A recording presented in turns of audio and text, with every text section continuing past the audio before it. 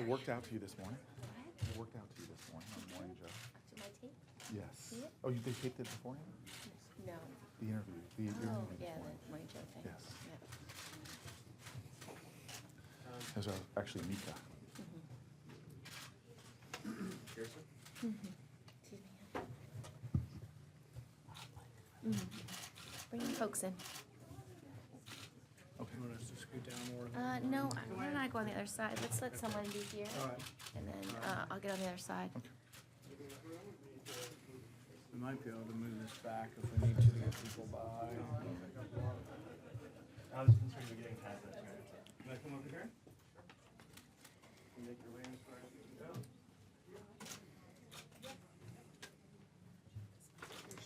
Morgan should go right here, so that the reporters can see her. Let Morgan go in the front. Just back, and you can stand right where I was. All right. There. It's okay. We've got, Knocking the flag over. Yeah, I'm going to try to. She's over here. Please come stand behind your daughter. Can we bring Morgan on this side? We can get some more. Yeah, room okay. over here. So we can Morgan put over. Morgan right next to Senator Paul. And this way they can- Hey, Monique, can somebody go on the other side of this and sort of adjust this very unpatriotic assault on our flags? Oh, you're fine. Can you be right here in front of the podium? That'd be great. Perfect. Thank you. Yeah, you sort of back out. There you go. Perfect. Perfect. All right.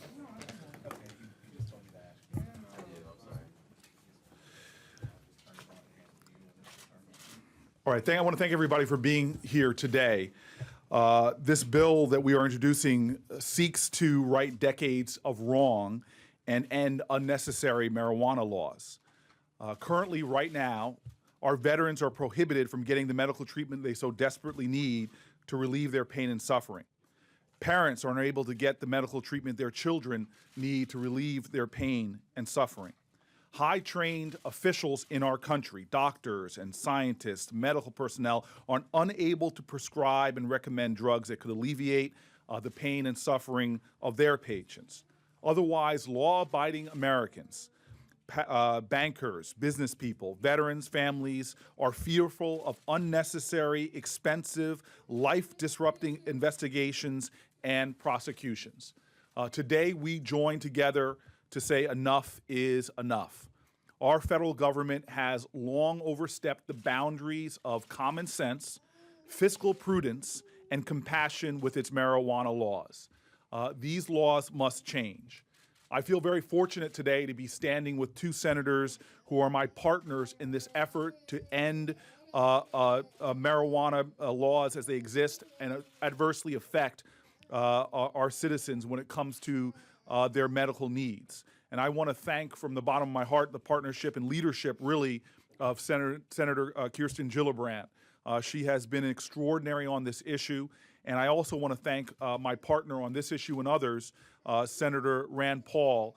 Both of their leadership and courage on this issue is a reason we are here today. But I want to have you look to our left and right, and you can see, more importantly, what compels us to the podium today and to introduce this legislation. I'd like to now ask Senator Paul to come up and give some brief remarks. Thank you. Thank you, Senator Booker, and thank you, Senator Gillibrand, for coming today, and all of you. We, as a society, are changing our opinions on restricting people's choices as far as medical treatments. And there are thousands of people in our country, probably tens of thousands of people in our country, who have diseases that are incurable and that would like to seek palliative treatment. Many people have been finding relief, but some people are prevented from having that. The laws aren't uniform, and there's still federal laws that prevent states, even states that have legalized medical marijuana. A little over 20 states have medical marijuana, and yet there are still federal rules that make it difficult.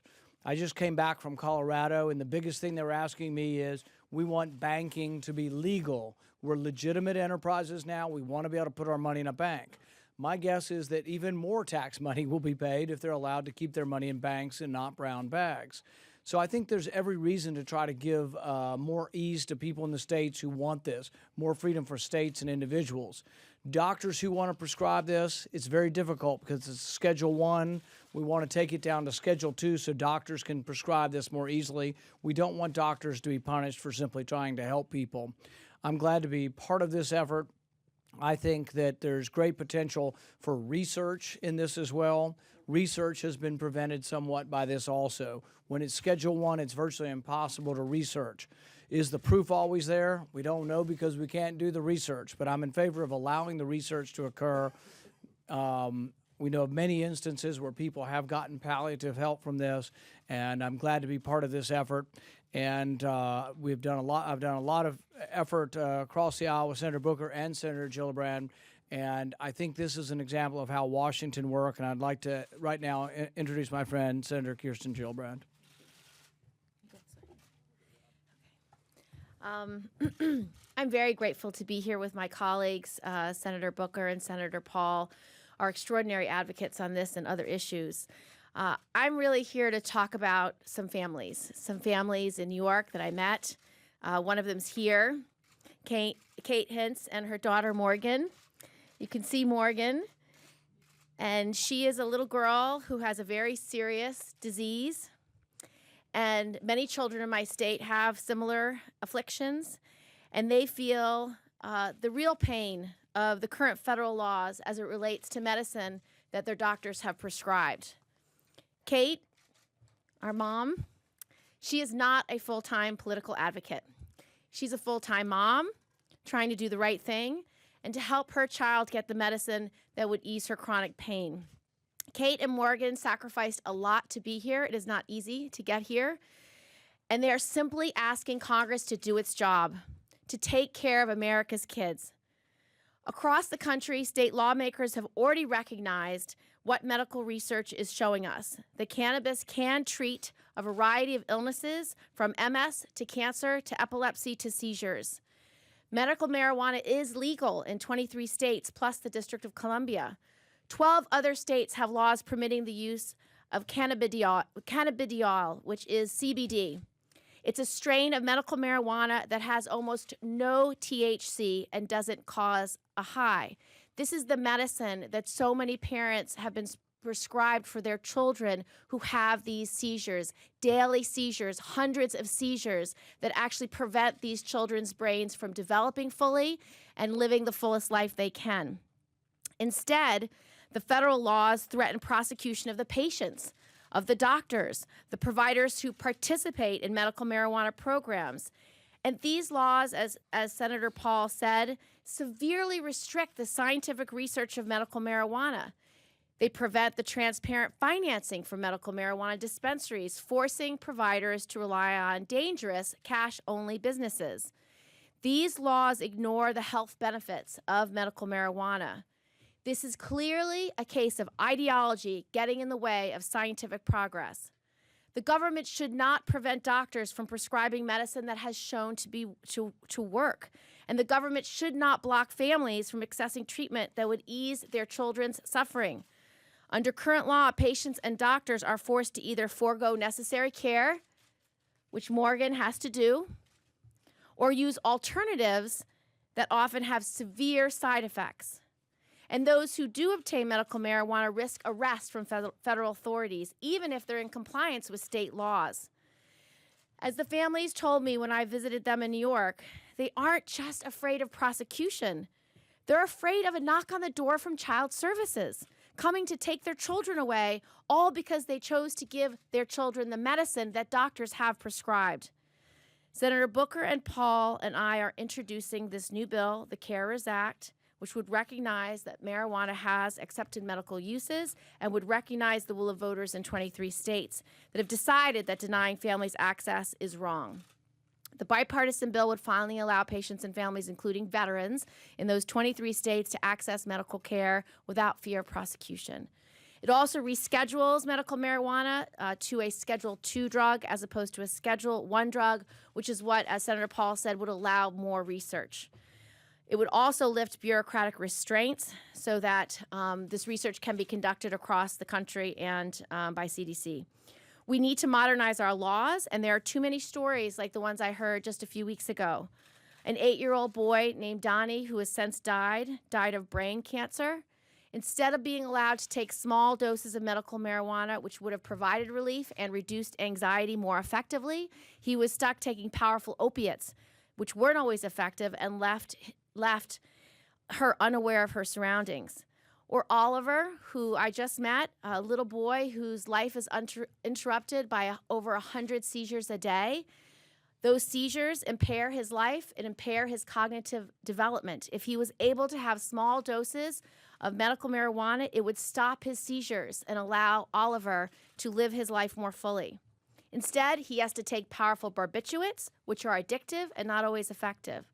Now, Morgan, Kate's daughter here, she has Dravet, which is a syndrome that has a very rare form of epilepsy that has no known cure. I've met several children that have this disease. Even though there's a growing scientific consensus that medical marijuana actually helps control these seizures, Morgan's mother would have to violate laws and risk arrest just to give her daughter the medicine she needs. So these stories are not, they're not the only ones, and I urge my colleagues to support the CARERS Act. It gives the parents the ability and option to treat these diseases more effectively and to ease their children's pain more effectively. Now I'd like to introduce Kate Hintz, and she's one of our best advocates on this issue. Come on over, Kate.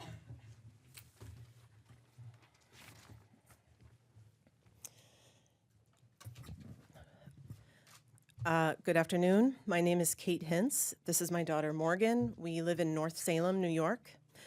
As you can see, we don't travel very far or go for very long without Morgan having a seizure. She just had a very mild one while Senator Gillibrand was speaking. So I am very happy to be here today supporting this bill. I am a stay-at-home mom from New York. I am not an advocate, so to speak, as you mentioned. We've been advocating for access to medical marijuana for almost 2 years now. Morgan is 4 years old, and she suffers from a severe form of epilepsy called Dravet syndrome. She has seizures almost every single day. Her seizures started at 9 weeks old. Upon her first admission to the hospital, she was started on an anticonvulsant medication. Within 10 days, we had added a second. Within a month, they had added a third, and I was forced to watch as Morgan became unresponsive and lifeless from sedation. What doctors didn't tell us is that over 30% of epilepsy patients have seizures that cannot be controlled with treatment. Morgan depends on a feeding tube because she cannot eat or take her medicines by mouth. She cannot sit, stand, or crawl independently. She does not speak and requires constant supervision from a nurse. She has trialed and failed over 10 different anti-seizure medications, yet at best, Morgan has only ever gone 4 weeks seizure-free. At this point, we will never know what has affected her more, her uncontrolled seizures or the mountains of medications she has taken in her short life. There are thousands of families in the U.S. living under similar circumstances, some patients having 1 seizure a day and some having hundreds. But some of these families are living in states with existing medical marijuana programs. And because they too had trialed almost every available medication, they decided to try something new. Medical marijuana that is selectively grown for specific cannabidiol profiles are proving to be a safe and effective treatment in treatment-resistant epilepsies. So promising are the results, most of the leading children's hospitals in the U.S. are involved with some sort of a CBD clinical trial. This news spread like wildfire through the epilepsy community. The momentum to gain access has been unprecedented. Many families instantly picked up their belongings and headed to Colorado and are now dubbed marijuana refugees. Other families have quietly begun to travel back and forth, transporting medication across state lines to their children and loved ones, and thus committing a federal crime. Some families like mine turn to our state government for help, and although a few states have successfully passed medical marijuana bills, Most of them are fragmented, overthought, and overregulated because they have no guidance on a federal level. Today, with the introduction of this bill, that can change. Individual state programs will never succeed until they are supported at a federal level. Across the country, advocates have been waiting to see who would take the first step, who would listen to our stories, our struggles, our confusion, and realize that enough was enough. And today we have our answer. Senators Paul, Gillibrand, and Booker, from the millions of epilepsy patients living in the U.S., thank you for ignoring the stigma and instead focusing on finding us a solution. Thank you. Very well said. Thank you. Good job.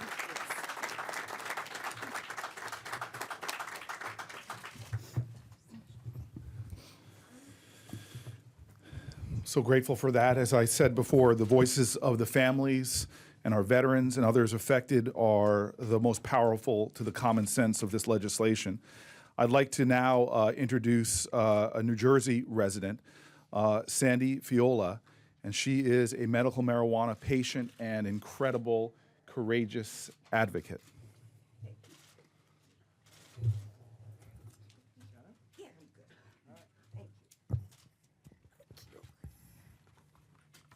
Thank you.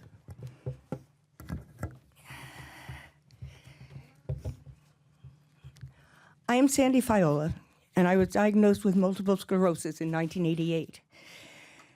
I came to use medical marijuana because of the trouble I had sleeping. In the early stages of my illness, I did not sleep for about 4 years, and no prescription drugs were of any help.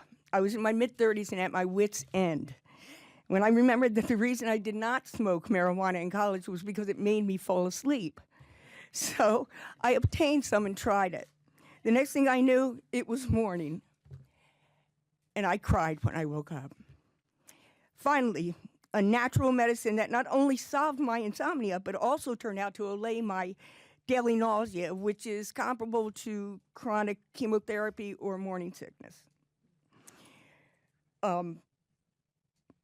It also helped with my neuralgia, which other prescription drugs had failed to conquer. So now I have a medicine that's answered my prayers, but I have yet another problem. How do I get it? Where do I get it legally and affordably? Even if it is now finally legal for patients in New Jersey, I am restricted by the federal policy. Whenever I need to find medicine and medicate myself outside of the New Jersey system, I put myself, my family, and my friends at risk. There is an urgent need for this change. Every minute the bill is passed, the bill is not passed, not only am I and others at jeopardy, but it means the others with needs that are not getting their medicine because of cost, accessibility, and fear. To me, that's the real crime.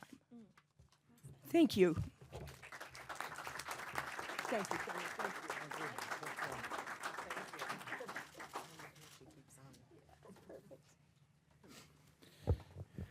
You know, I think we all are persuaded somewhat by the intellectual arguments, but also the emotion of this tugs at your heart. And when I began looking into the issue, I became aware that my political director in my office, his father-in-law, suffers from multiple sclerosis and was using medical marijuana. And I'd like him to come forward and talk a little bit about, you know, how it's helped him and what problems that he's encountered. John Rossi.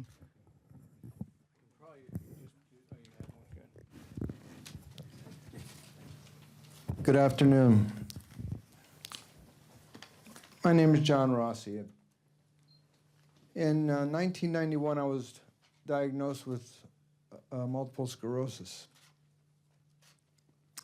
I've been through many types of treatment for the disease.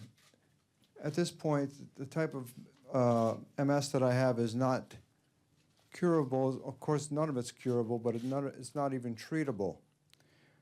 They have many treatments for MS, but none for secondary progressive, which is what I have. In addition to the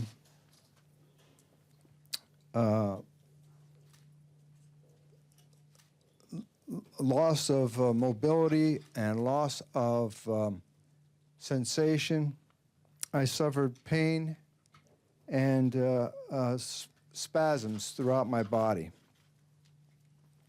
And in order to treat this, doctors would give me narcotic pain relievers and muscle relaxers, which worked in the short term, but you soon become accustomed to it, and the relief is not there. But I lived in Arizona at the time, and Arizona has medical marijuana, and I found that when I availed myself of it, I was able to mitigate the problems of the pain and the spasming. And so I was no longer addicted to narcotics, and I was able to deal with the issues that I had. But now I live in Northern Virginia, and I don't have access to the medicine that would really do me better. And because it's against the law. And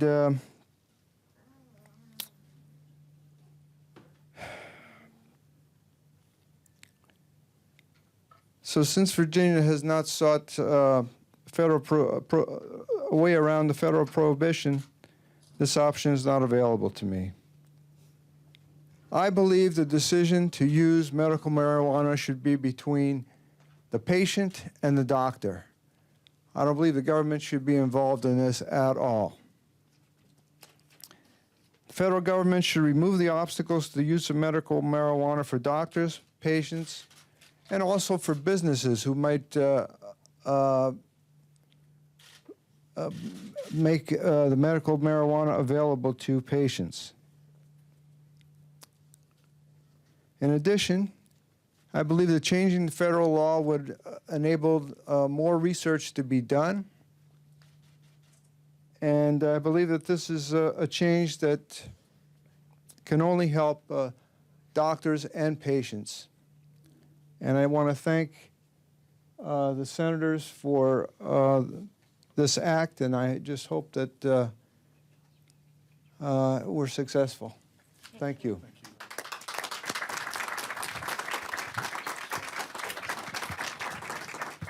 There's another aspect of our legislation that is critically important and passionately believed in by Senators Gillibrand and Senator Paul, as well as myself, and that's VA hospitals right now, even in states that have passed medical marijuana laws. VA hospitals will not make it available to our veterans who stood for us, who have fought for us, who have sacrificed for us, and who are now suffering as a result of their service. I'd like to bring forward right now one such veteran from New Jersey, T.J. Thompson, who served in the U.S. Navy from 1998 through 2004. T.J.?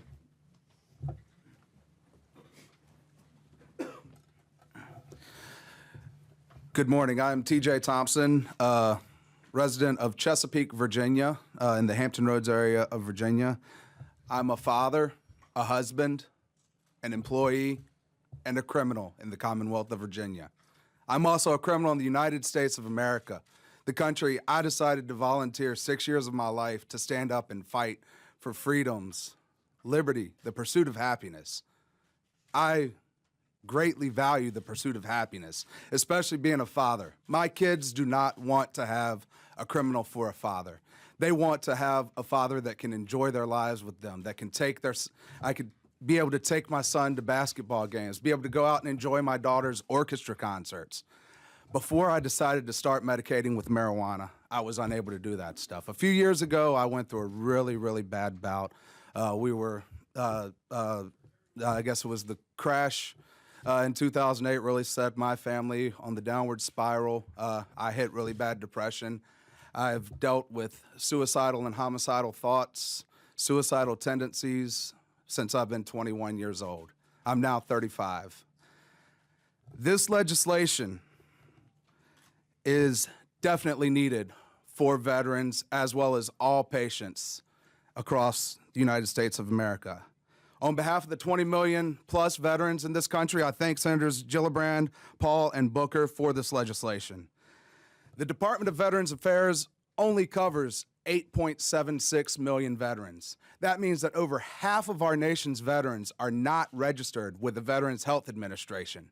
When you hear the number 22 veteran suicides a day, we do not know for a fact that that number is accurate. It could be much higher. This legislation is necessary to pass immediately. It respects First Amendment rights between veterans and their doctors within the Veterans Health Administration. Right now, veterans are censored from speaking openly to their doctors about all treatment options, such as medical marijuana. It also allows the VA to do research and development. The first federally approved study is for non-treatable post-traumatic stress disorder in veterans, and the state of Colorado has decided to assist with funding in that. The group that I work with, Veterans for Medical Cannabis Access, has established an open and working relationship with the Department of Veterans Affairs and the Veteran Health Administration. We ask that this be looked at as a very monumental step forward for veterans and all patients who would benefit from safe legal access to medical marijuana. Veterans, us as veterans, have volunteered our time to protect the rights and freedoms that make this country great. Today, we call upon our elected leaders across the country to respect our rights to heal. We remind you that it is your duty as elected officials to fix this very large gap in the Veterans Health Administration and fix a system that has failed us 20+ million veterans. We say all elected officials, state and federal, need to approve comprehensive medical cannabis legislation immediately. Thank you for your time.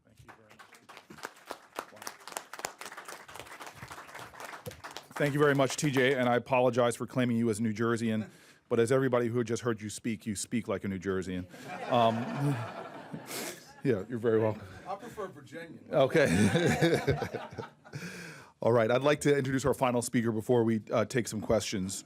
And this is an owner of District Growers, LLC, Corey Barnett.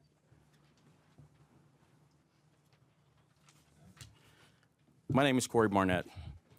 I'm the owner and operator of District Growers. I'm here today to talk to you a little bit about what businesses trying to service the vulnerable, businesses trying to provide medicine to patients face as a result of the current legislative environment in our country.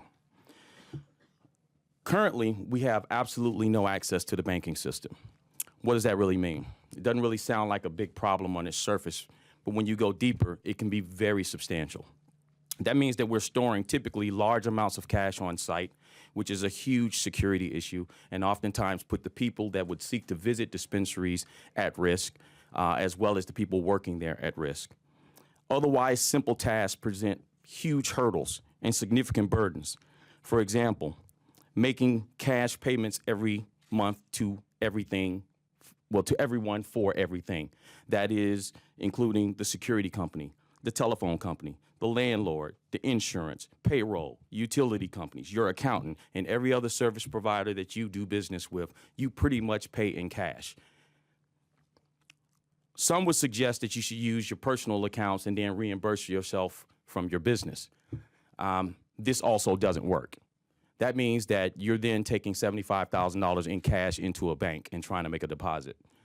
It doesn't work. You can't take 10 payments a month of $7,500, not 15 payments of $5,000. To do so would be to label yourself as someone with suspicious activity, simply because you are doing something suspicious. There's no debt financing. There's no working capital. There are no credit cards. There are no corporate debit cards. That means that you don't buy anything over the internet. You can't use PayPal. You can't use any of the other service providers out there. There are no plane tickets to send your employees to training sessions or conferences. There are no office supplies that when you show up at the register in Office Depot, you're pulling out a roll of 20s, and the person is looking at you like you're a criminal. All of the other common practices that businesses are able to enjoy as a result of just having access to the banking system are something that plague our industry. We can't do that. It prevents us from being able to actually get the medicine to the people that you've heard today. It prevents us from being able to actually provide the product in a quality manner, in a safe manner, and in a way that gives people the opportunity to treat their illnesses with dignity. Our federal government shouldn't do that. They shouldn't prevent the businesses from being able to service the patients. And it is my hope that all senators in our government will stand with the three here today and actually move this bill forward and actually get this done. Thank you.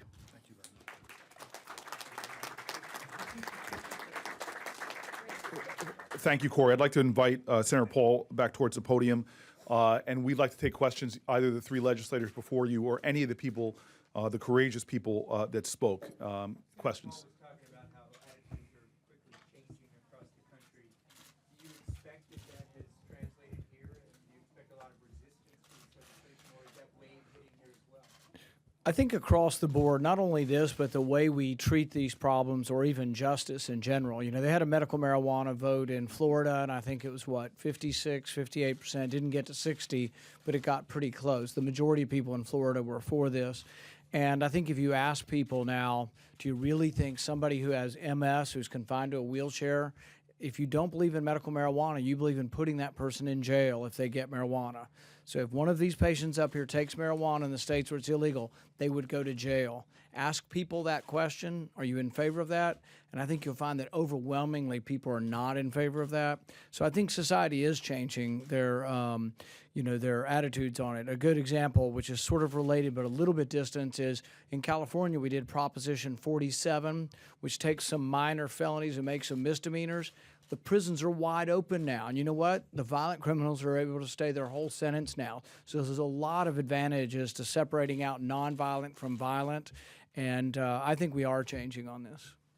A question for, Dr. Paul or other senators. If marijuana became Schedule 2, how many years until it becomes available at pharmacies throughout the country and covered by health insurance? Doctor?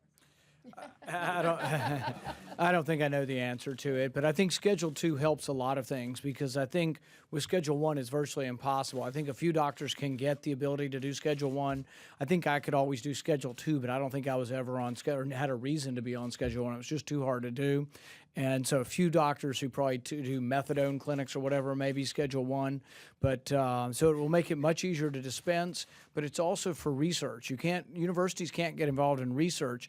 And the thing is that there still is a lot that's unknown. The people who are doing this, I think it's also important to say that I don't think anybody up here is against traditional medicine.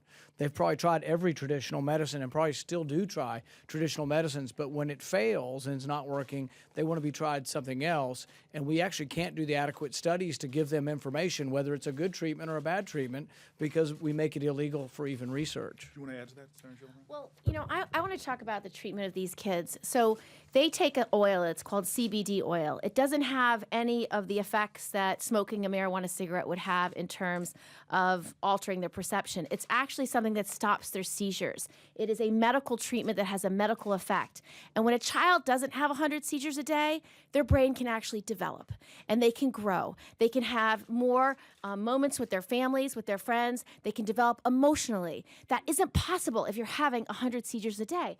So we have to understand, just as we researched opiates, and opiates are a part of lots of painkillers in our medicine, we don't have that same level of research with marijuana. We don't have the same level of research to see how can this oil be put in medicines for treatment of disease. And so I think the science must be allowed to speak for itself. And these patients need this medicine. It's outrageous that is not allowed to take it. It is outrageous that any parent should be worried about social services knocking on their door because they're giving their child the medicine that the doctor says the child needs. Yes. A political question. Any indication that there are other senators ready to move on this? And what about the House? Oh, Well, we're going to approach all our colleagues. This is the first step of a long process of advocacy, and we're going to speak to people in the House. I know there's supporters in the House, and I'm very hopeful that we will have significant support in the Senate. I dare any senator to meet these patients here and say to them they don't deserve the medicine that their doctors prescribed.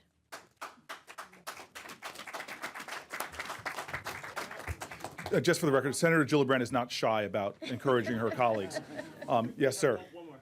Attorney General Eric Holder has, when pressed on rescheduling marijuana, has said that it should go through Congress. Have you received any overtures from the Department of Justice or reached out to them and worked with them on this bill? I have. I've asked the Department of Justice, specifically Attorney General Holder, to sign a waiver for these patients. Because if they have to wait 18 months for New York's law to go into full effect, they're not going to get the medicine they need now.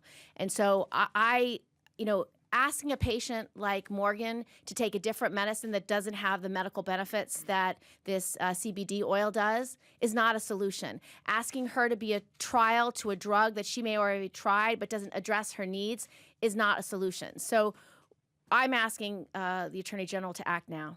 Thanks, everybody. Thank you. Reschedule marijuana altogether or only medical marijuana in Schedule 2? I think it would be just medical. In medical marijuana. Medical marijuana, so other types of pot would still be Schedule 1. No. No, it would reschedule all of marijuana to be Schedule 2. And Schedule 2 is just the definition is the drug has a high potential for abuse.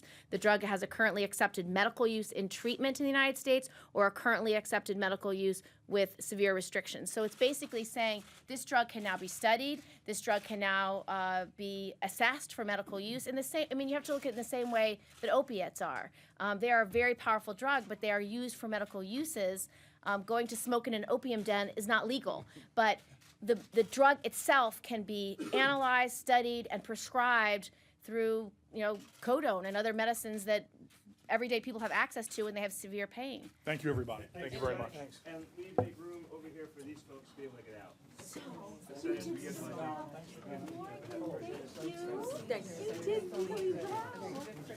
I'm so proud of you. You bet.